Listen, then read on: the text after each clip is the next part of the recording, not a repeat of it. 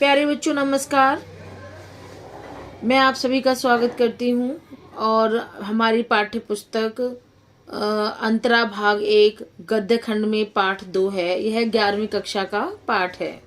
11वीं कक्षा का पाठ 2 दोपहर का भोजन। यह सहायक सामग्री पुस्तक है जिसमें से मैं आपको यह पढ़ा रही हूँ। देखिए प्यारे बच्चों, अब मैं आपको पाठ परिचय बताऊंगी। पाठ परिचय का मतलब होता है पाठ के बारे में थोड़ा सा समझाना या उसके संक्षिप्त विवरण देना। तो देखिए पाठ परिचय में अब पढ़ते हैं प्यारे बच्चों। दोपहर का भोजन गरीबी से जूझते एक निम्न मध्यम वर्गीय शहरी परिवार की कहानी है। किसकी कहानी है प्यारे बच्चों?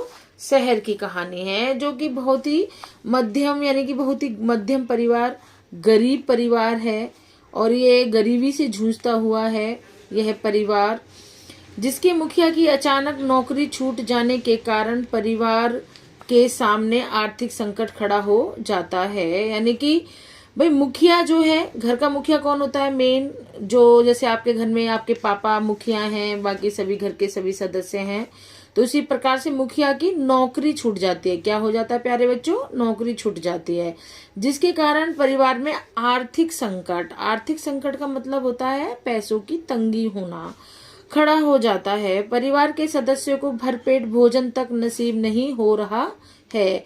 देखिए जब पैसों की कमी हो जाती है तो फिर घर में बहुत सारी चीजों की कमियां होने लगती हैं, जैसे कि खाने की कमी, कपड़े लत्तों की कमी, किसी किसी के प्रकार की हो जाती है। तो यहाँ पर भरपेट भोजन, जो इस पाठ के अंदर मेन क्या है, भरपेट भोजन तक नहीं मिलता।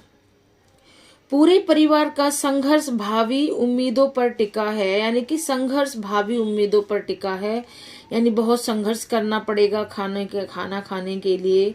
तो सिद्धेश्वरी देवी, देखिए सिद्धेश्वरी ये मेन कैरेक्टर है, इस घर की मुखियाइन है।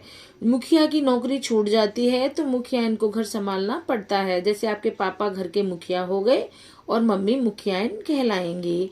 तो सिद्धेश्वरी मेन पात्र है। सिद्धेश्वरी संकट की इस घड़ी में परिवार के सभी सदस्यों को एकजुट एवं चिंता मुक्त रखने का अथक प्रयास करती है।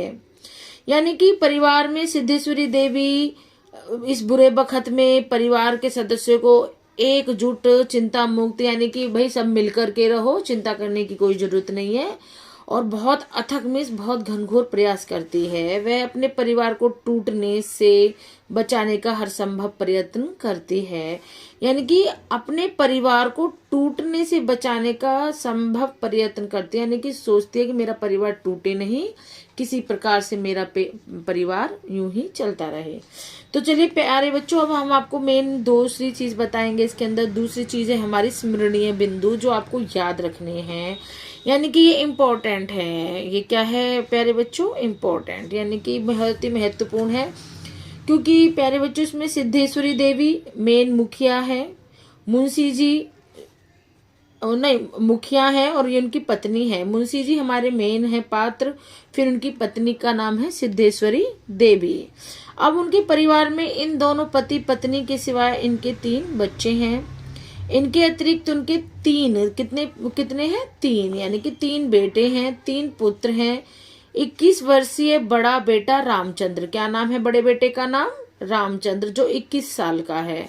और दूसरा बेटा 18 वर्षीय मझला बेटा मोहन। तो दूसरा जो बेटा है मझला, यानी बीच का, मझला मीन्स बीच का बेटा मोहन है, जो 18 वर्ष का है। और फिर उसके बाद में 6 वर्षीय छोटा बेटा प्रमोद है। जो तीसरा बेटा है इनका, वो कौन है प्यारे बच्चों? प्रमोद है, उसका नाम क्या है? प्रमोद है। तो इस तरीके से प्यारे बच्चों ये मेन टोटल सभी सदस्य 5 हैं। मुंशी जी मेन मुखिया हैं, उनकी पत्नी सिद्धेश्वरी है, उनके 3 बेटे हैं। पहले बेटे का नाम रामचंद्र है, दूसरे बेटे का नाम मोहन है, तीसरे बेटे का नाम प्रमोद है।